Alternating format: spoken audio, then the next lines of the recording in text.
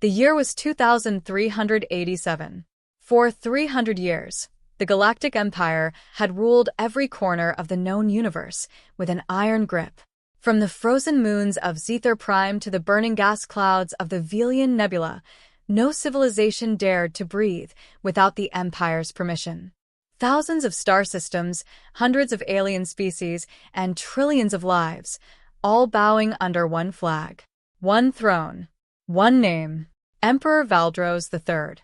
His palace floated in the heart of deep space, a structure so massive it had its own gravitational pull.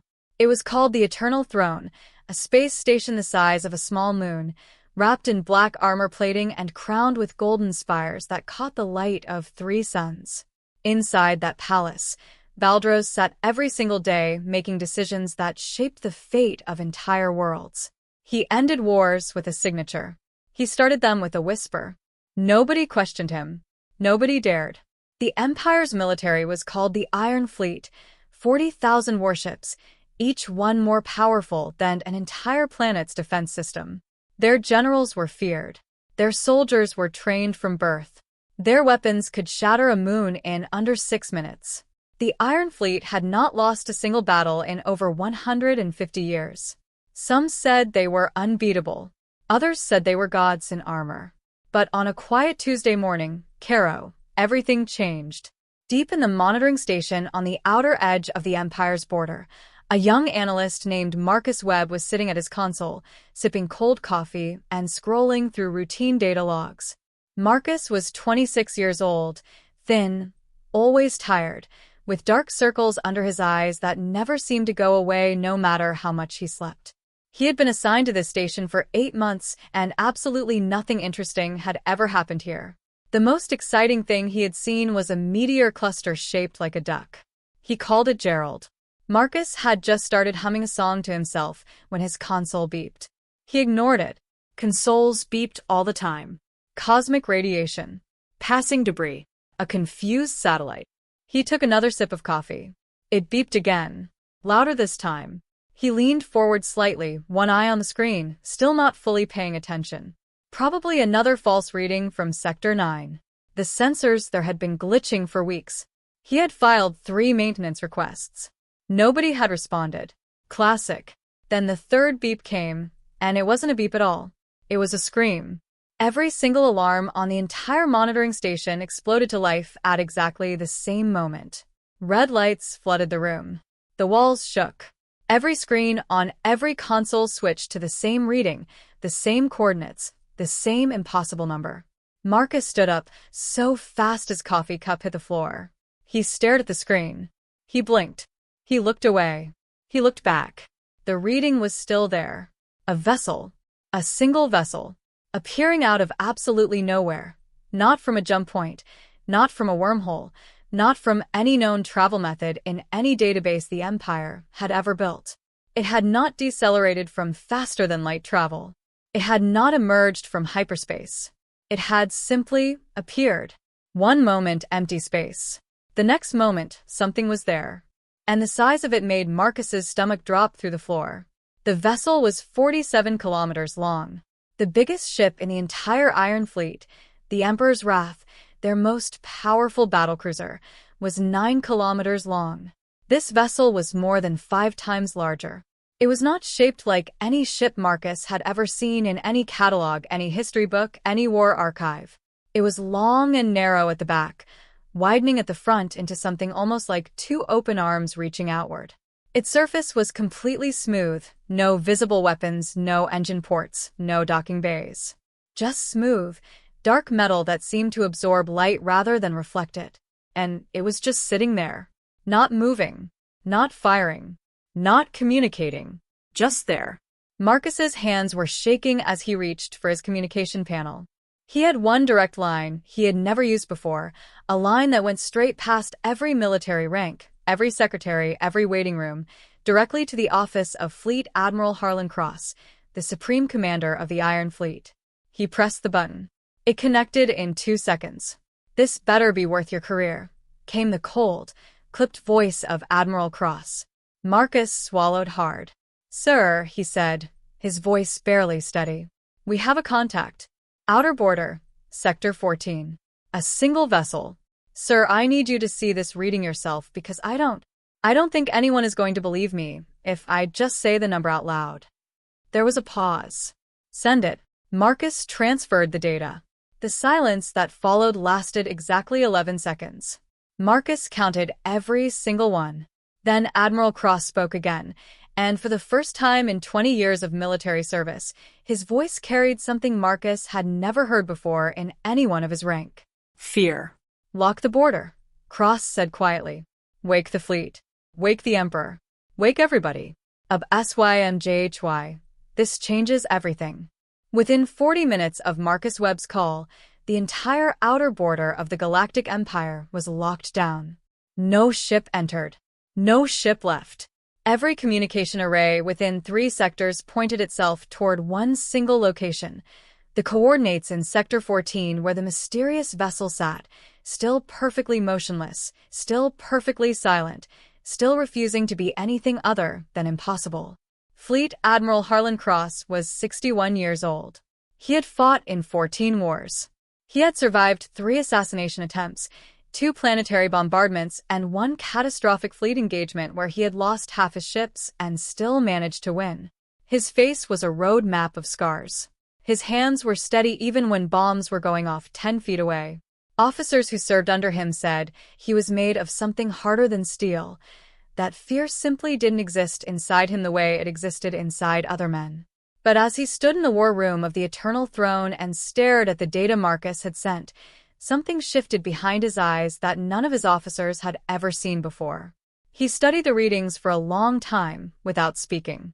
The room was full of generals, admirals, and intelligence chiefs, the most powerful military minds in the known galaxy, and every single one of them was silent, watching Cross, waiting. Finally, he spoke. How did it arrive? His chief science officer, Dr. Lena Voss, small, sharp-eyed, with short gray hair and glasses she never actually needed but wore out of habit, stepped forward and pulled up the sensor replay on the main screen. It didn't travel, she said simply. Every form of FTL travel we know leaves a signature. A wake. A distortion. Hyperspace leaves a color bloom. Jump drives create a shockwave. Even the most advanced cloaking systems we've ever recovered leave a microtrail when they deactivate. She paused. This vessel left nothing. It is as if the space it now occupies was simply empty, and then was not. The room was very quiet. General Otto Brine, the Empire's most aggressive field commander, crossed his thick arms and leaned forward. Then it's a new cloaking system. Something we haven't seen. We go in, we board it, we take the technology.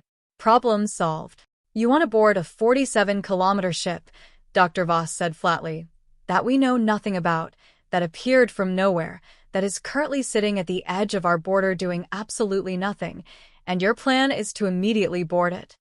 My plan is to not show weakness, Brine said. Your plan is going to get people killed, Voss replied.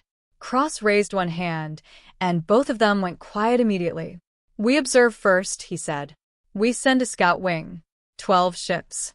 Stay at distance. Do not approach within 50,000 kilometers. Do not power up weapons. Do not transmit. Just watch. The orders went out within minutes. 12 of the Empire's fastest scout ships, sleek, dark, built for silence, crossed the border into Sector 14 and spread into a wide observation formation around the mysterious vessel. Their crews were the best in the fleet. Experienced. Calm. Professionals who had seen strange things before and handled them without panic. The lead scout ship was commanded by Captain Dana Reeve, 34 years old, one of the sharpest pilots in the entire Iron Fleet. She brought her ship to a stop at exactly 52,000 kilometers from the vessel and activated every passive sensor her ship carried.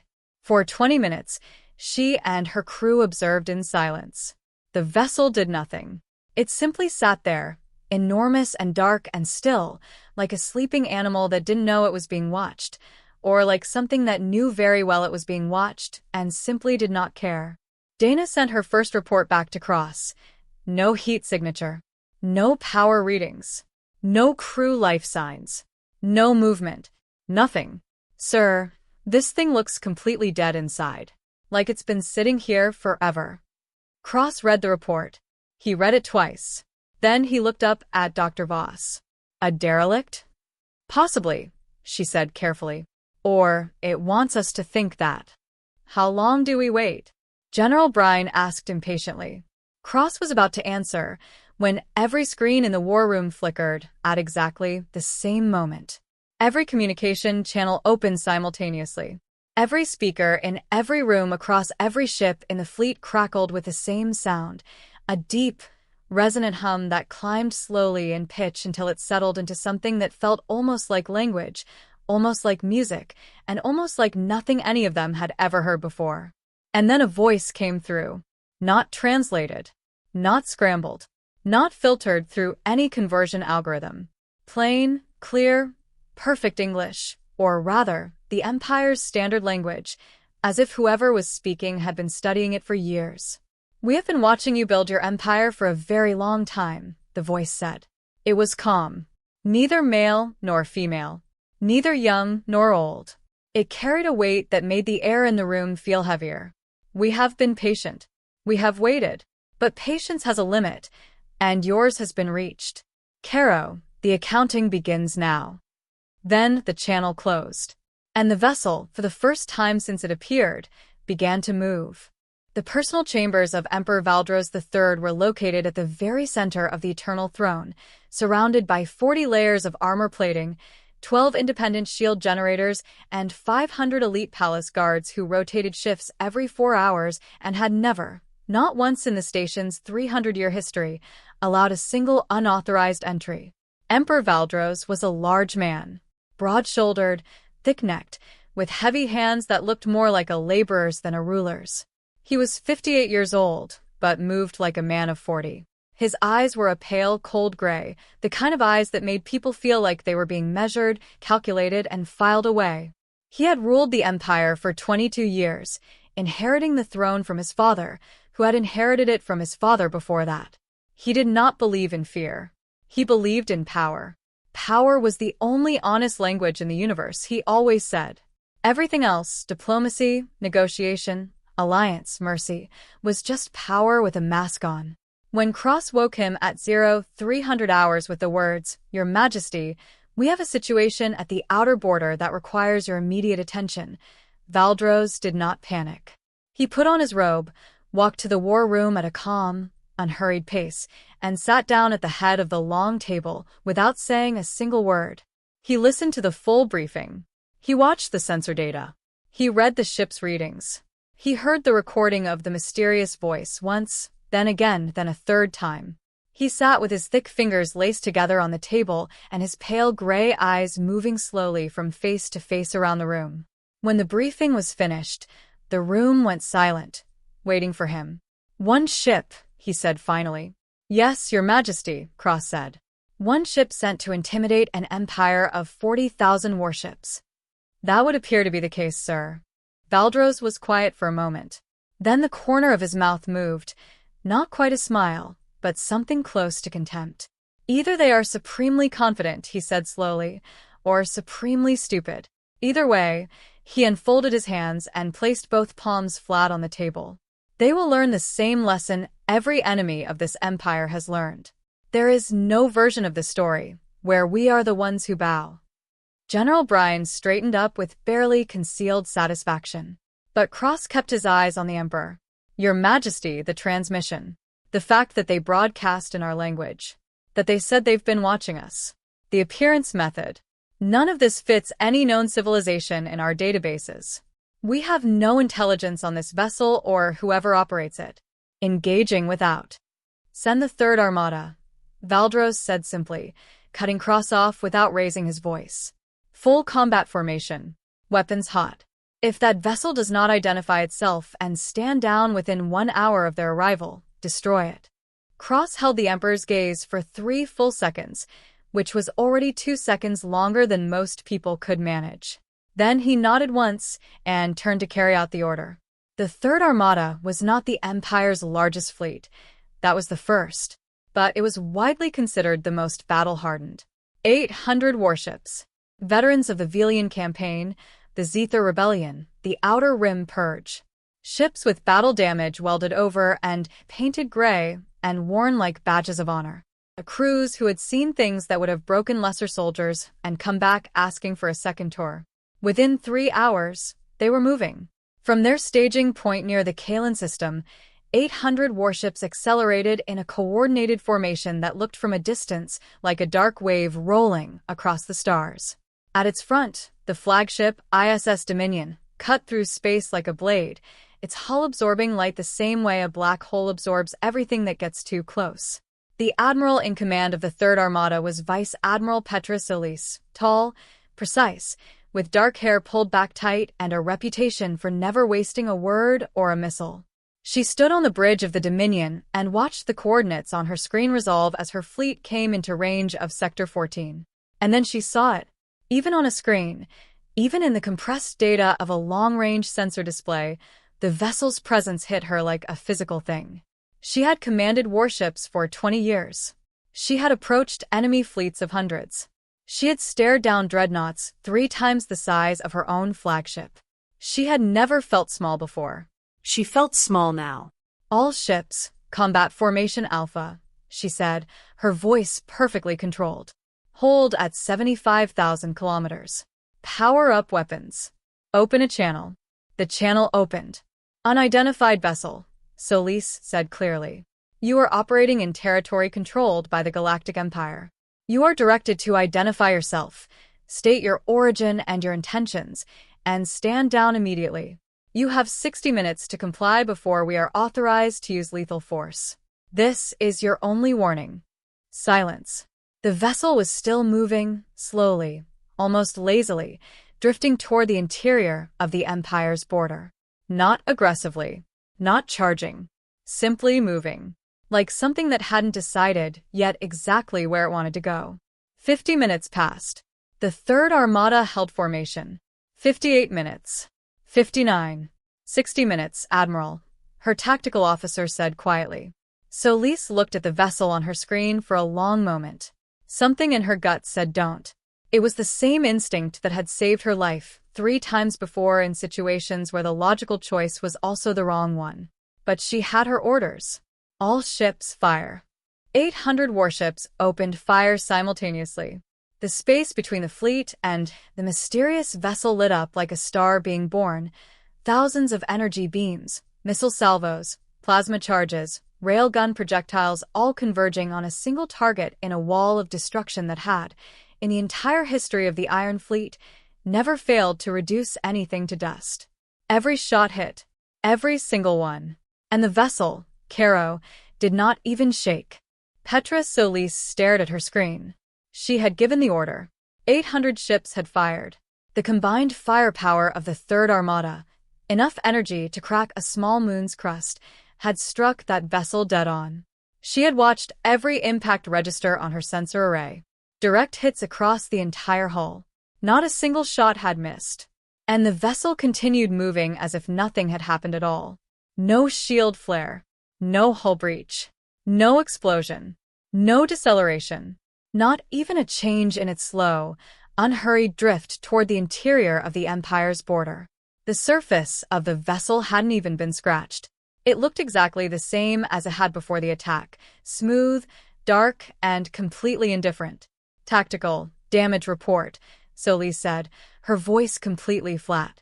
Her tactical officer, a young man named Ensign Colehatch, stared at his console with wide eyes. He swallowed. Admiral, there is no damage. Nothing. Our sensors are reading 0 hull penetration, 0 energy absorption, 0 structural impact. It's as if he stopped. As if what, Ensign? As if our weapons passed through it.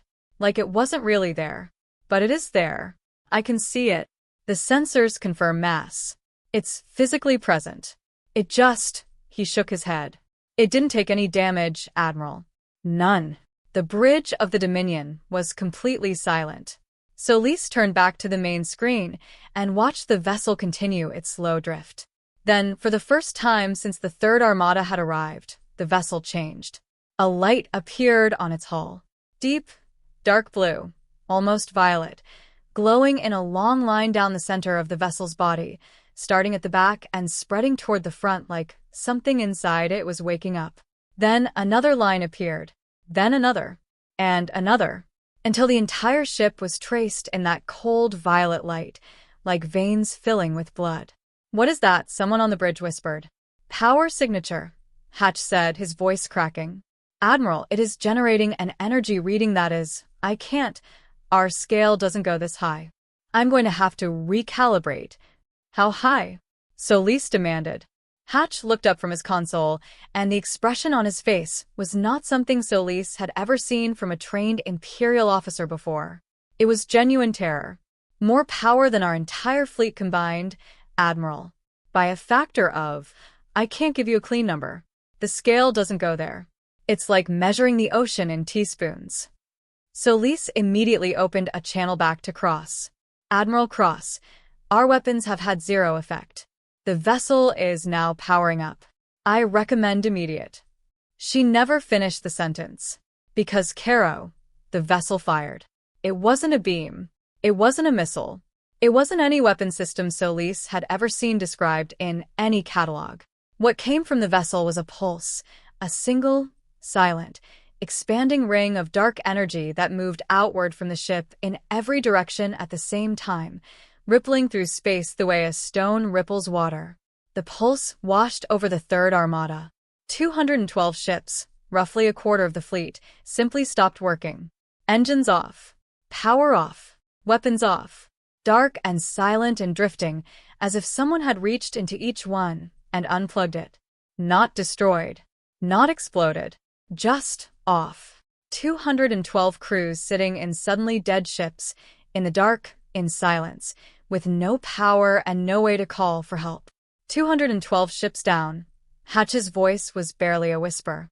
"No casualties detected. The crews are alive. But the ships are completely non-functional. Admiral, if it fires again..." "Get us out of here," Solis said. "All ships, emergency retreat. Now. Move." Move." The remaining 588 ships of the Third Armada turned and ran. It was the first time in 150 years that an Imperial fleet had retreated from anything. Back on the Eternal Throne, the war room watched it happen in real time. Silence, so thick you could have cut it with a blade. Nobody spoke. Nobody moved. All eyes turned slowly toward Emperor Valdros. His face had not changed. His expression was still that same controlled stillness he always wore. But something had shifted behind those pale gray eyes, something that had never been there before in 22 years of ruling the most powerful empire in the known galaxy. He was afraid. Not of the ship. Not of the weapon. Not of the fact that his fleet had just run. He was afraid because he suddenly understood, with absolute, stomach-dropping clarity, that for the first time in 300 years, the Galactic Empire had met something it could not simply overwhelm with more force. And he had absolutely no idea what to do about it. "SYMJHY," he said quietly, to no one in particular. "Someone find me answers. Not theories. Not estimates. Answers. What is that ship? Who built it? What do they want? And I want to know, I need to know, how do we stop it?" Nobody answered, because nobody knew. While emperors panicked and admirals retreated, in a small research facility on the academic colony of Velos Station, 3 star systems away from Sector 14 and completely unaware of what had just happened, a man named Professor Daniel Carr was arguing with a broken coffee machine. He had been arguing with it for 11 minutes. Daniel was 44 years old. He was the kind of person who looked permanently distracted, always slightly rumpled, always with at least 2 pens somewhere on his person that he'd forgotten about, always in the middle of a thought that had nothing to do with whatever was currently happening around him. He was a professor of xenolinguistics and ancient civilization studies at Velos Station's Research Institute. His specialty was dead languages from extinct species, civilizations that had existed thousands of years ago and left behind nothing but fragments of writing, ruin sites, and the occasional artifact that nobody else could figure out. He was, in the polite assessment of his colleagues, brilliant but completely impractical. He was also, in the less polite assessment of the Imperial military establishment, a waste of a government research grant. Daniel finally gave up on the coffee machine, filled a cup with water instead, and sat down at his desk, which was buried under stacked tablets, printed papers, ancient star charts printed on real paper because he liked the feel of them, and 3 mugs that he was 60% sure still had liquid in them from previous days.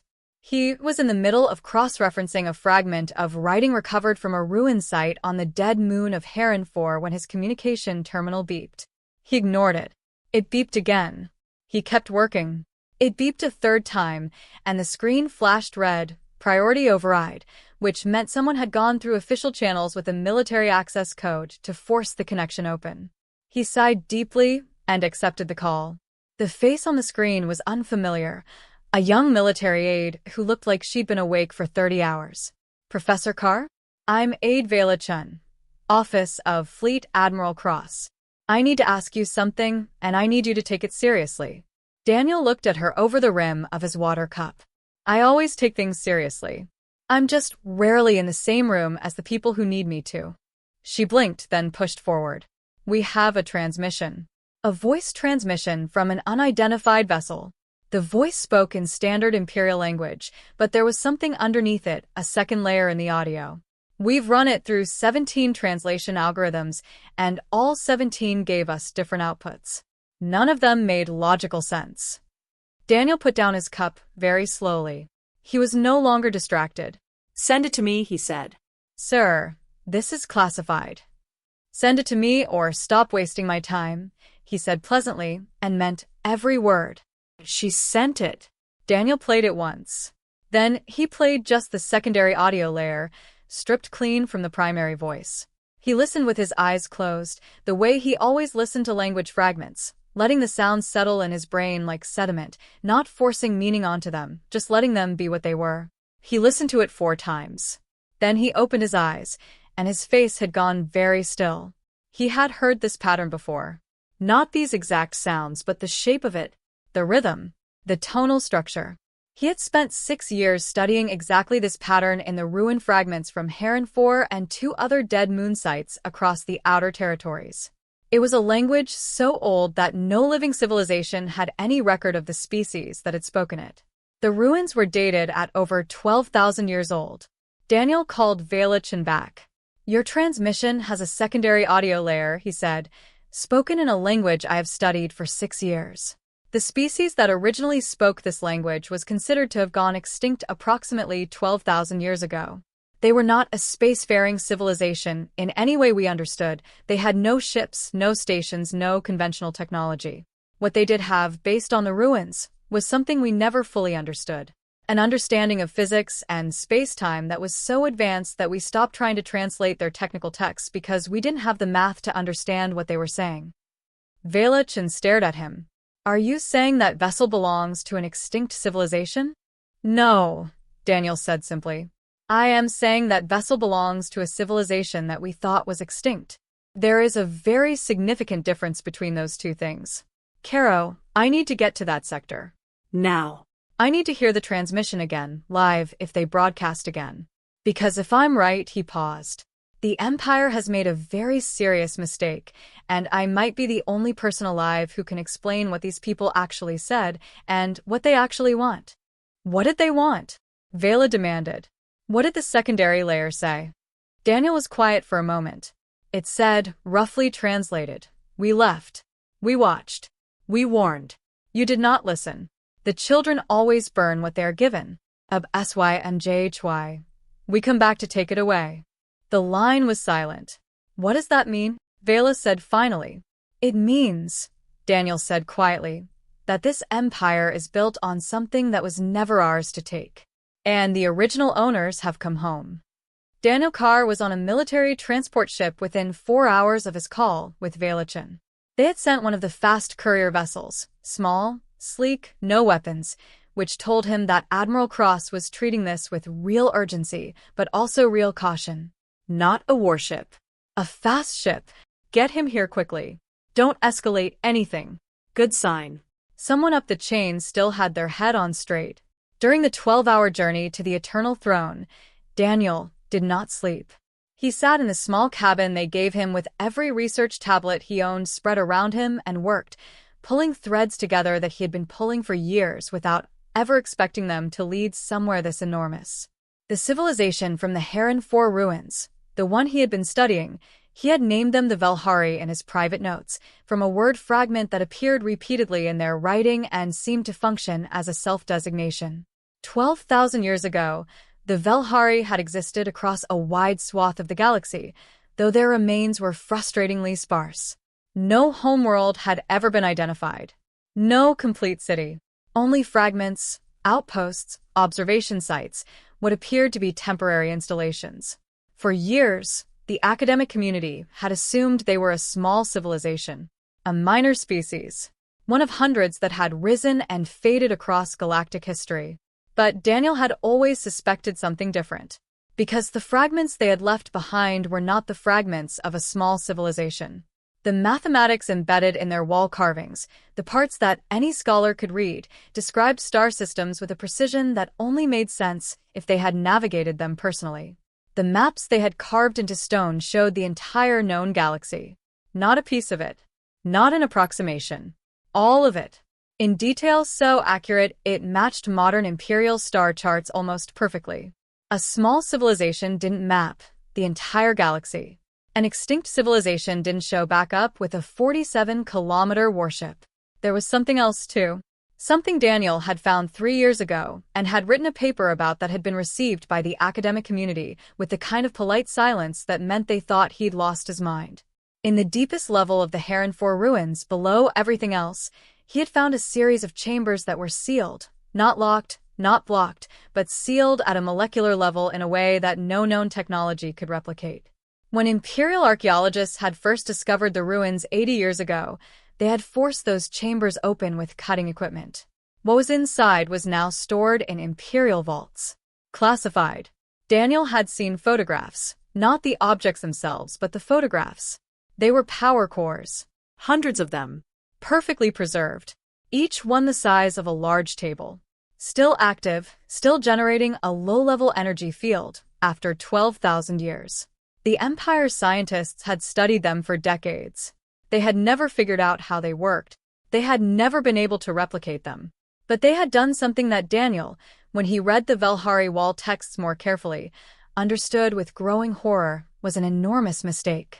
They had used them. The power cores were the foundation of the Empire's most advanced technology, the energy grid that powered the Iron Fleet's most powerful weapons, the shield systems on the Eternal Throne, the jump drive network that connected the Empire's star systems. Not all Imperial technology, but the peak of it, the sharpest edge of the blade, built on power sources that were not human, not Imperial, borrowed, stolen from the Velhari, of SY and JHY. We come back to take it away. Daniel understood now, with ice-cold clarity, exactly what that transmission meant. When he arrived on the Eternal Throne, he was taken immediately to Admiral Cross, not the war room, but Cross's private office, which was smaller and quieter and significantly less crowded. Cross stood when Daniel came in, which surprised him. Military men of Cross's rank rarely stood for academics. "Professor Carr," Cross said, "I need everything you know. Fast." Daniel sat down, folded his hands, and told him. Everything. The Velhari, the ruins, the power cores in the Imperial vaults, the wall texts, the translation of the secondary transmission layer. Cross listened without interrupting. He was good at that, the specific stillness of a man who understood that talking was for gathering information and listening was for getting it. When Daniel finished, Cross was quiet for a very long time. Then he said, "The power cores in our vaults. The ones used in the fleet's top-tier systems. If the Velhari want those back, your fleet's most advanced ships become standard ships," Daniel said. "Your most powerful weapons become average weapons. The Eternal Throne's primary shields fail. The jump drive network goes offline." He paused. "You built the top tier of your empire on foundations that were never yours. And the people who built those foundations have come back and knocked on the door." Cross looked at him steadily. "Can you communicate with them?" "I believe so. If they transmit again, or if we can open a channel, yes. I can speak to them in their language." "What do we ask for?" "I don't think we ask for anything," Daniel said quietly. "I think we listen. We owe them that much, at least. Cross nodded once. He reached for his communication panel. Kara, we're changing our approach. The message went out on all frequencies, in standard Imperial language, and because Daniel had spent the flight overwriting the text carefully in the Velhari phonetic system, in the Velhari language as well. It was the first time anyone had spoken that language out loud in 12,000 years, and Daniel's voice shook slightly as the recording was made, not from fear but from the weight of what it meant. The message was simple. We hear you. We want to understand. We are listening. They sent it. Then they waited. The vessel was now deep inside Imperial border space. It had crossed without stopping, without asking, without any military force able to slow it even slightly. The entire Iron Fleet was scrambling. Every ship that could be pulled from its post was being redirected towards Sector 14 and beyond. It made no difference. The vessel moved through blockades and weapons fire and massed formations the way a river moves through fog, simply, without effort, without caring. 6 hours after the message was sent, the response came. Not a voice transmission this time. A light. A single beam of that deep violet light, extending from the vessel directly toward the Eternal Throne. Not a weapon, not an attack, but a precise, focused beam that terminated at the station's main communication array. And through that beam came not just sound but data.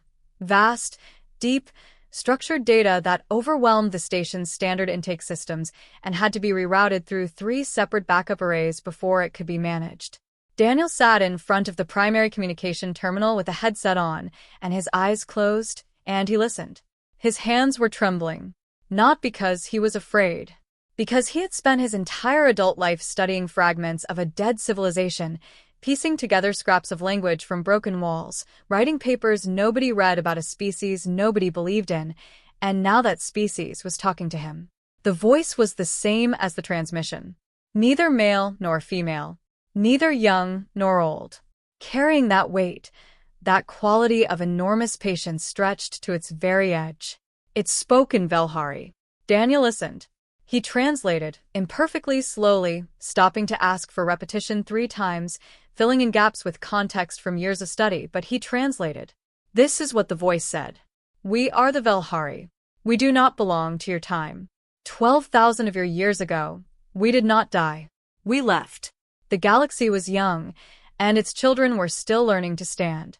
We had seen what happens when those who can reach for stars are given tools they cannot yet understand. We had made that mistake ourselves long before. So we left our tools behind, not as gifts, as tests. To be found when you were ready, not before. Daniel translated as it spoke, whispering the words into a secondary mic so Cross and the other officers listening in the room could follow in real time. You were not ready. You found the tools, and you used them not to grow but to dominate. You used our power cores to build a machine of control. 40,000 ships. Trillions of lives under one hand. This is not growth. This is the same mistake we made 12,000 years ago, and we paid for it in ways we will not describe to you, because you would not understand the magnitude of the cost. The room was very still. Daniel kept translating, kept his voice steady. We do not come to destroy you. Destruction is the language of those who have no better words. We come to correct. We will take back what was ours. What you built without our tools will remain. What you built with them, we reclaim. And then if you choose, we will talk. But that choice is yours. Caro. The beam went dark. The transmission ended. Daniel took off his headset and set it carefully on the console. He felt like he had just swum across an ocean and crawled up onto the shore on the other side, completely spent, completely overwhelmed, but also more alive than he had felt in years. He turned to face the room. Cross stood behind him, his expression unreadable, but his eyes carrying the weight of everything he had just heard. Around the room, generals and admirals and intelligence chiefs stood in various stages of the same complicated emotion, a mixture of fear and awe and something that might, in a quieter moment, become humility. And then General Brine, because it was always going to be General Brine, slammed his fist on the table. This is a negotiating tactic. They want us afraid. They want us to hand over our technology without a fight. We are the Galactic Empire. We do not surrender our assets to General. Cross's voice was very quiet. Sit down. Brine stared at him. Sit down. Brine sat. Cross looked at Daniel. Can you reply? In their language? Yes, Daniel said. Tell them we want to talk. Tell them, SYMJHY, we understand what they are saying. Tell them we are listening. And ask them, what does a correction look like? What do they actually want from us? Daniel nodded. He put the headset back on. And for the first time in 12,000 years, a human being sent a message back to the Velhari, not in fear, not in defiance, but in the simple, fragile, enormous act of being willing to hear the answer. While Daniel Carr was making history in the communication room, Emperor Valdros was making a decision that would define everything that came after. He had been listening to the translation from a separate speaker feed in his private war council chamber, a smaller room adjacent to the main war room, where he met only with his most senior advisors when he needed to think without an audience. With him were Admiral Cross, General Brine, Dr. Voss, and two others, Chancellor Mira Fenn, his chief political advisor, a sharp, watchful woman who had survived 4 emperors and had an instinct for power dynamics that bordered on supernatural, and Lord Commander Edic Shore, head of the Empire's intelligence division. When Daniel's translation finished, Valdros said nothing for a long time. He stood with his back to the room, looking out at the stars through the single large window that occupied one entire wall of the chamber. Finally, he turned around. What we are actually discussing, he said slowly, is whether we hand over the power cores. Because that is what they want. And without those cores, we lose 23% of the fleet's total combat capability, Cross said. Specifically, the top-tier weapon systems on our most advanced warships. The primary shield array on this station. The long-range jump drive network. Not all jump capability, but the fastest and longest-range connections. The outer rim would be cut off from rapid response. We become slower, less powerful. But he paused. We remain. The Empire remains. The fleet remains. 85% of our standard systems run on our own technology. We don't collapse. We diminish. We show weakness, Brine said flatly. We comply with the demands of a single vessel and every civilization in this galaxy that has spent 300 years living under our authority will read that as an invitation. The moment we look weak, every rebellion, every separatist movement, every faction that's been waiting for a crack in the armor, they all move at once. We hand over the power cores, and we start a civil war within our own empire. There was truth in that. Nobody in the room could deny it. Or, Chancellor Fenn said quietly, she rarely spoke first, but when she did, people listened. We frame it differently. We don't hand anything over under duress. We choose to return what was borrowed. Proactively. Publicly. We tell the Empire that we discovered the true origin of these technologies and chose, of our own sovereign will, to honor the rightful claim of their creators. She paused. Power is not only military. It is also narrative. If the Emperor is the one who makes this choice, not the one who is forced, the story is entirely different. Silence. Valdros looked at Fenn for a long moment. Then he looked at Cross. Then, very slowly, he looked at Brine. You want to fight them, Valdros said to Brine. Not a question. I want to not surrender, Brine said. What is your proposed strategy for fighting a vessel that our weapons cannot damage, that can disable 200 ships with a single pulse, that has traveled to our home station without any force in this galaxy being able to stop it? Brine's jaw was tight.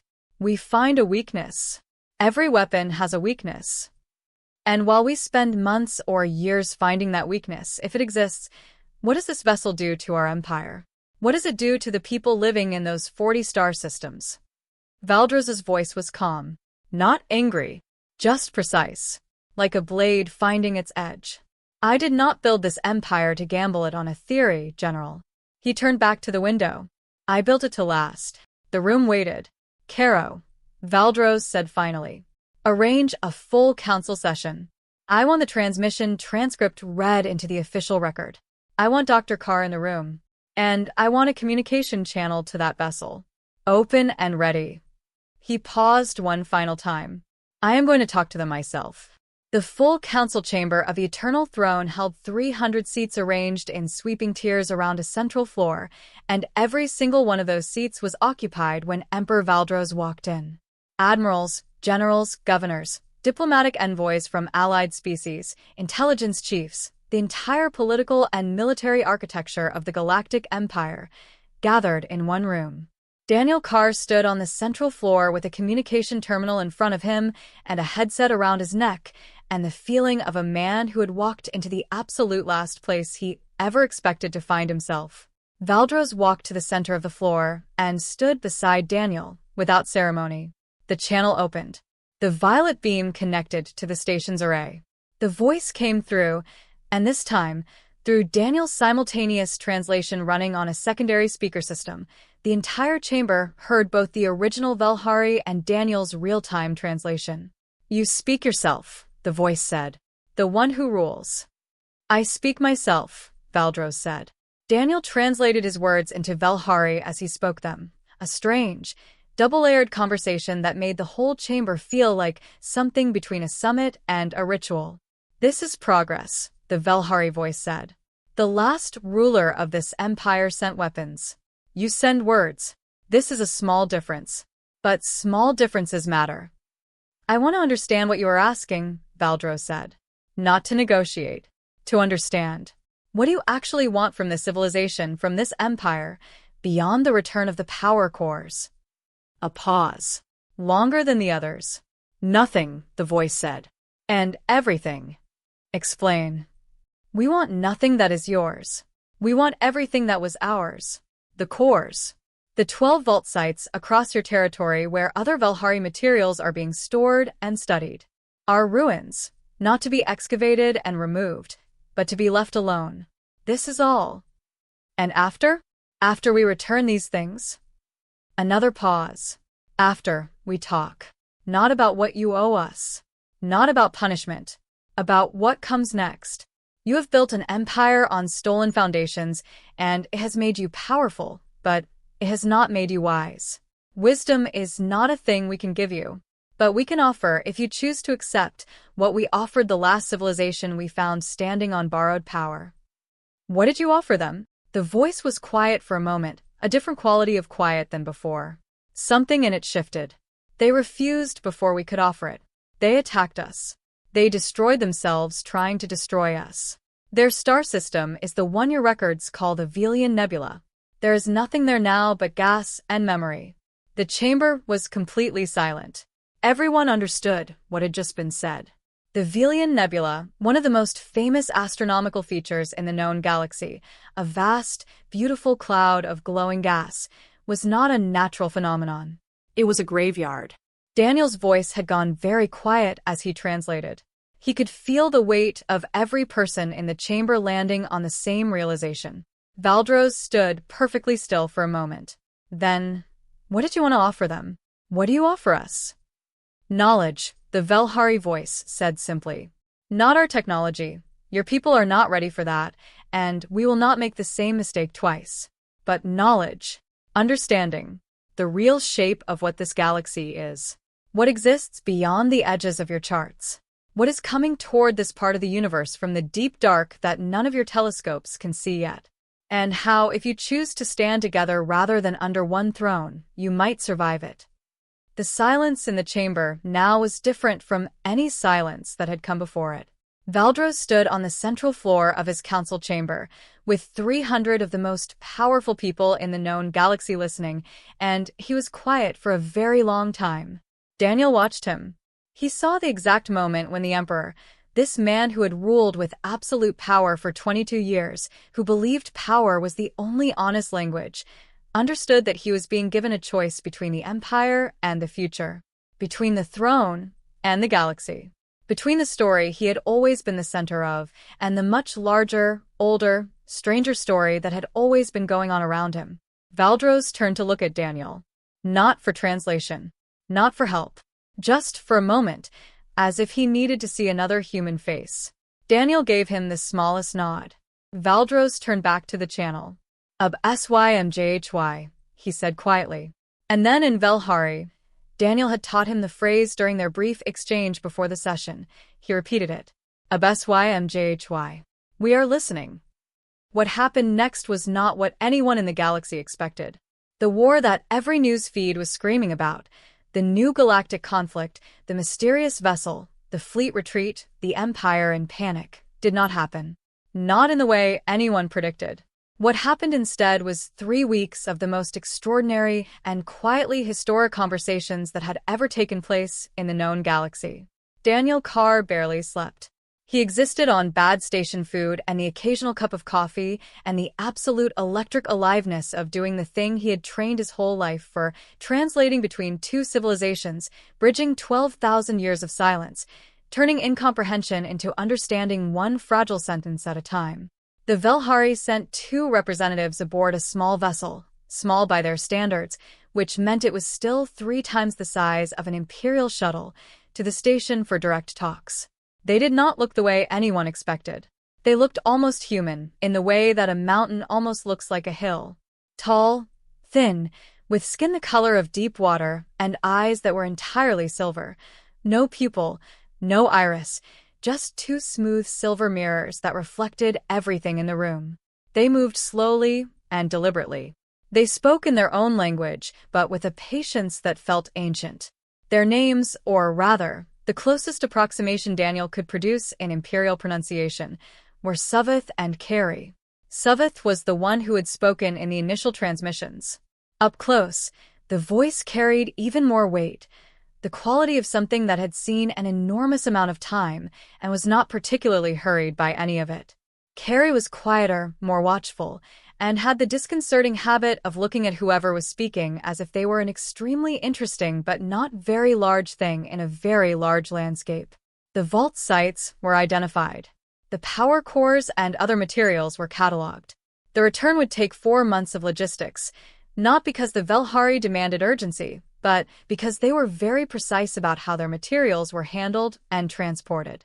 The ruins on Heron 4 and the other sites were formally declared protected territories. Imperial archaeologists were permitted to continue studying them, but not to remove anything further. And then the Velhari told them what was coming. Daniel translated it in a private session with Valdros and Cross and a small group of senior advisors, because the Velhari had said, gently but clearly, that this particular information should be delivered to decision-makers first, and decisions should be made about how and when to share it more broadly. What was coming was not something Daniel had a word for in Imperial language. The Velhari called it the Dravath, a word that combined the concepts of tide, storm, extinction, and transformation into a single sound. It was not a fleet, not a weapon, not an enemy civilization. It was a phenomenon, a wave of spatial disruption, something between a cosmic storm and a collapse of the physics underlying normal space that moved through the galaxy on a cycle of approximately 40,000 years. The last time it had passed through the inner galaxy, it had, according to Velhari records, destroyed 17 civilizations and fundamentally altered the physical laws of 11 star systems. It was coming again. Not tomorrow. Not next year. In approximately 800 years. 800 years was not a long time on the scale of civilizational preparation. 800 years, Cross said, after a long silence. That's more than enough time to prepare, yes, Suveth said, through Daniel's translation. If you use the time well. If you remain whole enough to use it. An empire of 40,000 warships pointed inward at its own population is not a civilization that is preparing for anything. It is a civilization that is eating itself. Valdros sat very still. What does preparation look like? It looks like what you almost failed to do this week. It looks like listening. It looks like building together rather than conquering alone. It looks like becoming something larger than a throne. There was a very long silence. SYMJHY, Valdros said, very quietly. And then, Caro, for the first time in 22 years of absolute rule, Emperor Valdros III asked a question he had never asked anyone before.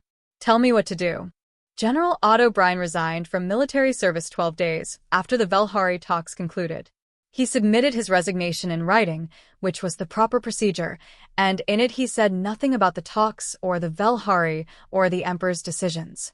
He simply said he had served for 40 years, and it was time to go. He left the Eternal Throne on a standard transport and retired to his home planet. Nobody stopped him. Nobody blamed him. He was not a villain. He was simply a man built entirely for one kind of world who had found himself standing in a different kind of world and had the self-awareness, at least, to know he no longer fit. What Valdros did in the weeks after the Velhari talks was not dramatic in the way that battles or explosions are dramatic. It was quiet, structural, the kind of change that doesn't make for exciting news but reshapes everything over time. He began with the Iron Fleet, not dismantling it. That was neither practical nor wise. The Velhari had not asked for disarmament. What they had asked for, in their precise and patient way, was a change in purpose. 40,000 warships pointed inward was a machine of domination. 40,000 warships pointed outward toward what was coming in 800 years was something else entirely. A shield, a preparation, a reason to build rather than to control. It was Admiral Cross who framed the reorganization proposal. He had always been better at the architecture of strategy than at its emotional symbolism. He spent 3 weeks with his staff designing what he called the outward reform, a gradual restructuring of the Iron Fleet's mandate from internal enforcement to deep space exploration, defense research, and preparation protocols based on the information the Velhari had shared. It was not popular. Not immediately. There were 17 worlds in the outer territories that had been under imperial military governance for generations, their economies, their politics, their daily lives structured around the presence of imperial warships in orbit. Removing those ships was not liberation to everyone. For some it was. For others it was terrifying uncertainty. Valdros handled this personally, which surprised everyone. He traveled physically on his flagship, system by system, to 12 of the most complicated cases and met with their governing councils in person. He was not warm. He was not charming. But he was direct and he was honest and he did not pretend the changes were without cost, and somehow that was enough. Not everywhere. Not for everyone. But enough. Marcus Webb, the young analyst from Sector 14 who had first detected the Velhari vessel, was transferred to a new position that Daniel Carr created, somewhat accidentally, by suggesting to Cross that they needed a standing monitoring unit for the boundary sectors. The unit was called Watch Station Carr. Daniel was mortified by the name but couldn't get anyone to change it. Marcus was its first and for a while only analyst, working alongside 3 Velhari observers who had elected to remain in Imperial space during the transition period.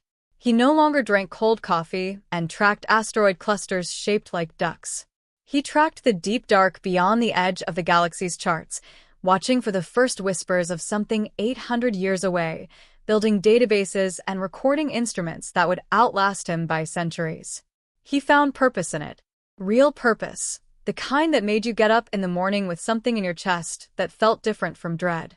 Captain Dana Reeve, who had led the scout wing in Sector 14 and sent that first calm, professional report back to Cross, was given command of the first long-range exploration vessel under the new fleet mandate, a ship designed not for combat, but for distance. She named it ISS Patience. She flew it toward the outer edge of the galaxy's mapped territory, into the dark beyond the last charted star system, and sent back data packets that arrived at the Eternal Throne weeks after she'd collected them. Each one was denser and stranger, and more wondrous than the last. Dr. Voss threw herself into the scientific collaboration the Velhari had tentatively offered, not technology transfer, as Seveth had been clear about, but theoretical exchange, conceptual frameworks, mathematical foundations, the shape of things. It was the most difficult intellectual work of her life, and also the most exciting, and she was 62 years old and had never felt more alive. And Daniel Carr, Professor Daniel Carr, who had argued with a coffee machine on Velos Station 8 months ago and had no expectation of ever being anything other than a footnote in an academic journal, was offered a permanent position on the Eternal Throne as the Empire's first and only official Velhari liaison. He accepted on one condition: they fix the coffee machine in his new office. They did. Of SYMJHY. the galaxy began to change. 8 months after the Velhari vessel first appeared in Sector 14, it was still there. Not in Sector 14 anymore. It had moved, over the course of those months, slowly and unhurriedly, to a position approximately halfway between the outer border of the Empire and its center. In the charts of Watch Station Car, it showed up as a steady, faint signature, present, watchful, unmoving. Like a lighthouse at sea. Like a parent standing just far enough back to let a child walk on their own, but close enough to catch them if they fell. The Iron Fleet's warships gave it a wide berth. Not out of fear, exactly, though there was still some of that and probably always would be. More out of respect. The kind of respect you develop when you realize that something is not your enemy, never was your enemy, and is in fact the only reason you still exist. Marcus Webb could see it on his long-range sensors every morning when he started his shift. He had started saying good morning to it. Not because he expected a response, though 3 times, early in his tenure, the vessel had pulsed that deep violet light briefly when his shift began, which he chose to interpret as acknowledgement and which he told no one about, because it would have sounded ridiculous. On the day that marked 8 months since the first contact, Daniel Carr sat in his office on the Eternal Throne, a real office now, with working equipment and a functional coffee machine and, increasingly, a cluttered desk that was starting to look very much like his old one on Bellows Station, and wrote the final entry in the official first contact report he had been compiling since the beginning. He wrote about what the Velhari had been, what they were, what they had seen in 12,000 years of watching civilizations rise and burn and occasionally, very occasionally, choose something different.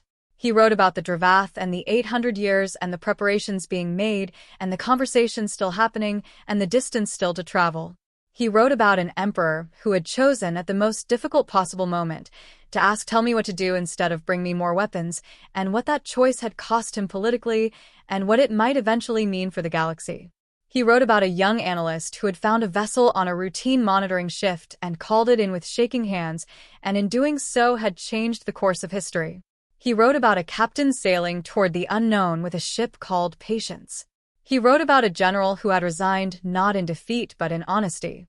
And then he wrote about the Velhari themselves, Suveth and Carrie, and the voice that had spoken through 12,000 years of silence with the patience of something that had been watching for a very long time and had finally decided the time was right. They did not come to destroy us, he wrote. They came because they had watched us long enough to believe, not to know but to believe, that we were capable of something more than what we had built. That is a remarkable thing, when you think about it. To watch a civilization for 12,000 years and still hold on to the possibility that it might surprise you. I think they were right to wait. I think we owe it to them and to ourselves and to everything that is coming in 800 years to prove it. He saved the file. He leaned back in his chair. He looked out the window at the stars, the same stars that humans had been looking at for as long as humans had existed, the same stars that the Velhari had mapped 12,000 years ago with a precision that still made his heart ache with something he couldn't name. His communication terminal beeped. He looked at the screen. It was Marcus from Watch Station Car. The message read, "The vessel moved this morning. First time in 3 weeks. It moved closer to the station by about 40,000 kilometers. I know that doesn't mean anything officially, but I thought you should know. Also, it pulsed violet 3 times. I checked the timing. It pulsed at exactly the same moment you sent your final report to the official archive. I don't know if that's a coincidence." Daniel read it twice. He looked out the window. In the vast dark between the stars, impossibly far away and perfectly visible to instruments that had been calibrated to watch for it, a single vessel, 47 kilometers of smooth dark metal and ancient knowing, sat quietly in the space between where the Empire ended and where everything else began. Caro, Daniel thought. They're still watching. He smiled. He typed back to Marcus. It's not a coincidence. Go say good morning. He picked up his coffee. It was hot this time. He looked at the stars. SYMJHY, he thought. We're just getting started. Glowing star the end, glowing star.